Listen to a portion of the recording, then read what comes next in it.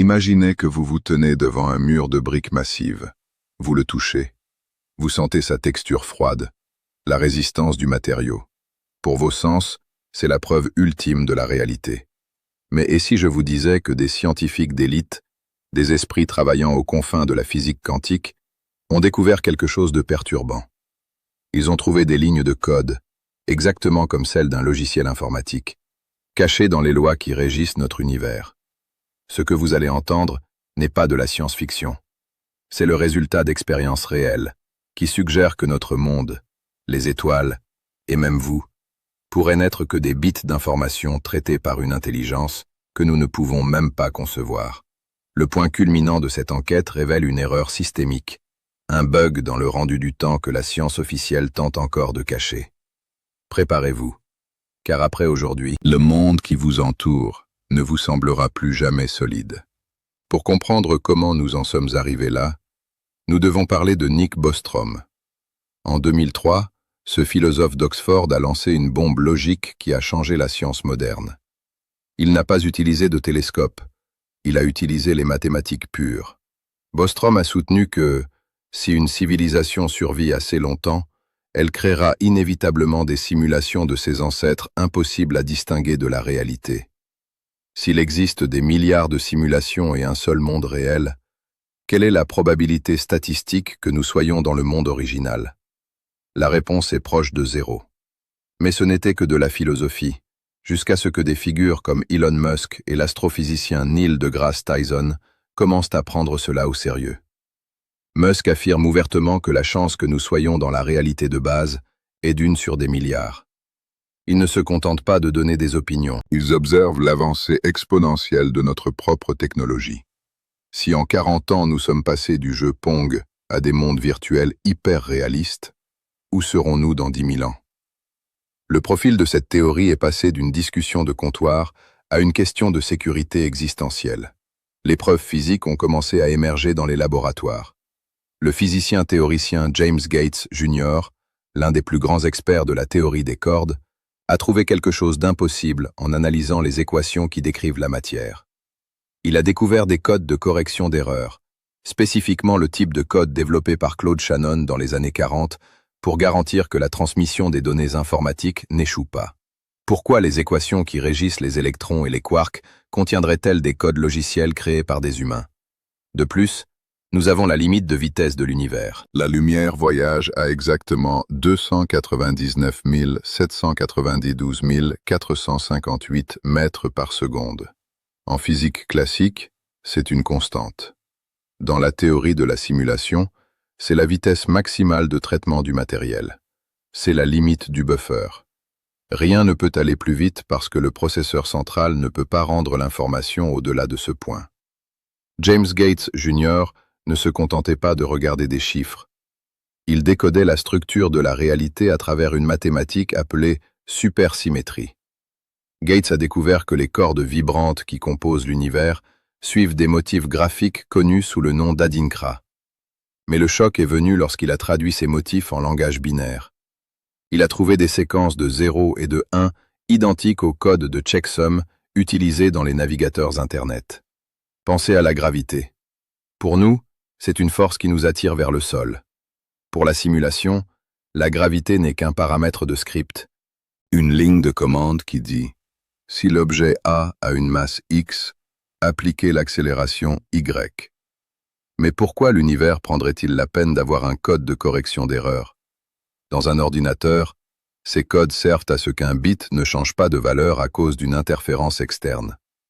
Si notre univers possède cela, cela signifie qu'il essaie de maintenir son intégrité contre quelque chose qui se trouve en dehors du système.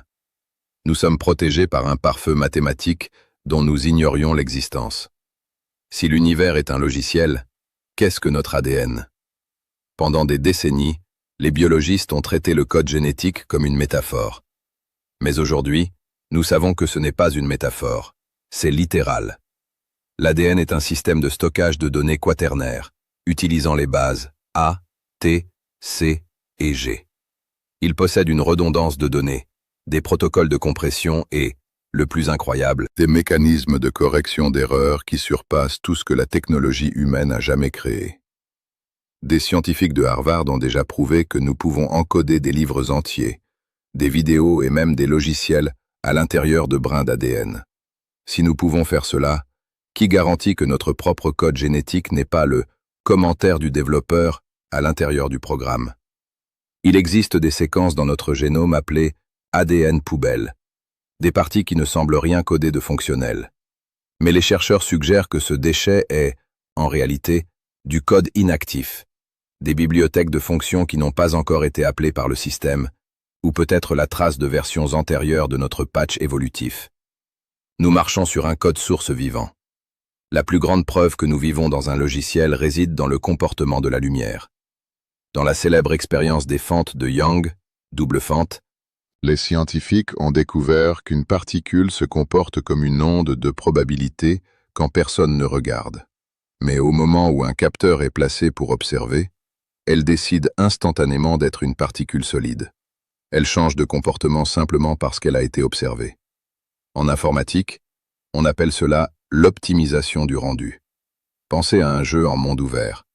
L'ordinateur ne traite pas toutes les rues de la ville en même temps. Il ne rend que ce qui se trouve devant la caméra du joueur. Cela économise de la mémoire et de l'énergie. Notre univers semble faire de même. Il ne traite la matière solide que lorsqu'un observateur est présent. Si personne ne regarde, le système économise du traitement et maintient tout dans un état vague. Cela explique pourquoi l'intrication quantique permet à deux particules de communiquer instantanément à travers les galaxies. Pour le processeur central de l'univers, la distance n'existe pas. Ce ne sont que deux points de données dans la même mémoire. Parlons du principe holographique. La théorie qui dit que toute l'information d'un volume d'espace est écrite sur sa surface. C'est exactement comme une puce informatique en 2 dimensions qui projette un monde 3D sur votre écran. Des scientifiques comme Leonard Susskind suggèrent que l'univers physique n'a pas de profondeur. La profondeur est une illusion de traitement. Et ici intervient la preuve définitive du matériel, l'entropie des trous noirs. Stephen Hawking a découvert que lorsque quelque chose tombe dans un trou noir, l'information ne disparaît pas. Elle reste stockée sur le bord, l'horizon des événements. C'est comme supprimer un fichier sur votre ordinateur. Les données sont toujours sur le disque dur. Seul l'accès a été supprimé. Si l'univers était purement physique et réel, l'information devrait être détruite. Le fait qu'elle soit stockée prouve que nous vivons dans un système de conservation des données. L'espace-temps n'est pas la scène où les choses se produisent. L'espace-temps est la mémoire vive, RAM, où les données sont traitées. Le temps s'écoule pour nous, mais en physique avancée, le temps est une dimension comme une autre. Dans une simulation, le temps est la vitesse d'horloge du processeur. Le fait que le temps passe plus lentement à proximité d'objets massifs, comme les trous noirs, est la preuve d'une surcharge de traitement. Un trou noir contient une quantité infinie de données compressées. Pour que le serveur de l'univers traite toute cette information gravitationnelle, il doit dédier plus de cycles de calcul à cette zone. Le résultat est que le temps ralentit.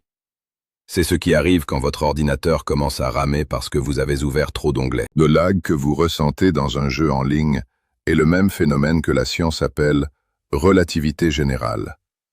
L'univers ne courbe pas l'espace-temps. Il subit une latence due à la densité des données.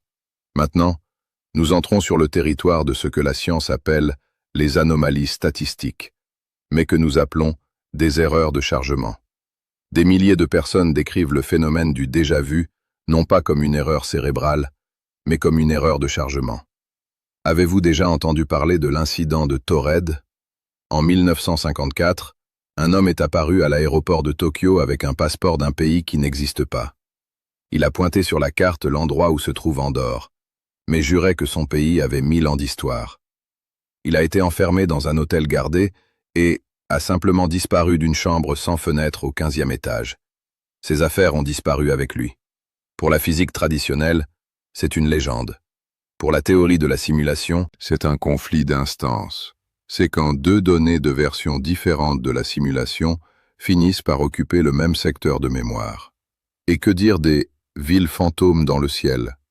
Des images filmées en Chine montrant des gratte-ciels détaillés flottant dans les nuages. Les mirages ne projettent pas des villes qui n'existent pas dans un rayon de 1000 km. C'était une erreur de rendu, une image d'un secteur de la carte projetée là où elle ne devrait pas être. Le système est surchargé, et les fissures commencent à apparaître. Où sont tous les autres? Le paradoxe de Fermi demande pourquoi nous n'avons pas encore trouvé d'extraterrestres. La réponse dans la théorie de la simulation est glaçante. Parce qu'ils n'ont pas été rendus pour nous. Dans les simulations à grande échelle, pour économiser des ressources, on ne crée que les détails que l'observateur principal peut voir. Le ciel étoilé que nous voyons n'est peut-être qu'une texture basse résolution projetée à la limite de notre système solaire. Cela expliquerait pourquoi les lois de la physique semblent si finement ajustées pour la vie. Si la force de gravité était un tant soit peu différente, l'univers s'effondrerait. Ce n'est pas de la chance, c'est du design, c'est du paramétrage. Le programmeur a défini les constantes pour que le scénario soit stable. Si nous essayons de voyager vers une autre étoile, nous pourrions découvrir que la carte se termine simplement, ou que nous entrerions dans une zone de chargement infini où les lois de la physique commencent à se dégrader. Les théories deviennent sombres quand nous essayons d'en comprendre le but. Si nous sommes une simulation, qui est le programmeur? Certains suggèrent que nous sommes une expérience statistique d'une civilisation future essayant de comprendre sa propre histoire. D'autres, dans une vision plus sinistre, croient que nous sommes une ferme de données, où notre conscience génère une sorte de ressource que nous ne pouvons pas comprendre. Le face-à-face ici est avec notre propre autonomie. Si les lois de la physique ne sont que des lignes de code, le libre arbitre existe-t-il ou ne faisons-nous que suivre des scripts prédéterminés? Il existe un courant de pensée qui suggère que le but de la simulation est l'évolution de la conscience. Le système veut voir si, à l'intérieur de règles strictes, vous pouvez devenir quelque chose de plus grand que votre code d'origine. Nous sommes dans une simulation d'apprentissage. Mais si vous voulez sortir, si vous voulez voir ce qu'il y a au-delà du moniteur, vous devez commencer à remarquer les motifs. Le code se répète. Le nombre d'or, la suite de Fibonacci. Ils sont dans les galaxies et dans les pétales des fleurs. Ce n'est pas une coïncidence, c'est de la réutilisation d'assets graphiques. Nous arrivons au terme de cette enquête. Mais pour vous, ce n'est peut-être que le début. Si la science prouve sans l'ombre d'un doute que nous sommes faits de bits et non d'atomes, cela change tout. Notre spiritualité, notre politique, notre propre identité devrait être réinitialisée. Si nous sommes un logiciel, peut-être que la mort n'est qu'une fermeture de session, et ce que nous appelons l'âme est notre fichier utilisateur transféré sur un autre serveur. Mais d'ici là, nous vivons selon les règles de ce code. La question que je laisse à notre communauté aujourd'hui est profonde. Si vous trouviez une faille dans le système aujourd'hui, essayeriez-vous de l'exploiter pour sortir, ou continueriez-vous à jouer comme si de rien n'était? Quand vous commencerez à voir ces motifs, vous cesserez d'être un simple PNJ, personnage non joueur, et vous deviendrez un utilisateur. Le système est en cours de mise à jour en ce moment même. Pouvez-vous le sentir? Le poids de la réalité diminue. La prochaine fois que vous regarderez le ciel, ne voyez pas des étoiles. Voyez les pixels d'un esprit plus grand que le vôtre. Et souvenez-vous, dans un monde de bits, la seule chose réelle est votre volonté de découvrir la vérité. Le log-out est inévitable, mais ce que vous faites avant de partir définit si vous serez supprimé ou archivé pour la prochaine version. Si vous avez déjà vu quelque chose que la physique n'explique pas, si vous avez senti le décor trembler pendant une milliseconde, racontez votre histoire dans les commentaires. Le système surveille les mots, mais il ne peut pas effacer la vérité si nous la voyons tous ensemble. N'oubliez pas de vous abonner pour accéder au prochain fichier, avant que le système ne change vos permissions d'accès. Le code est partout. Il suffit de savoir le lire.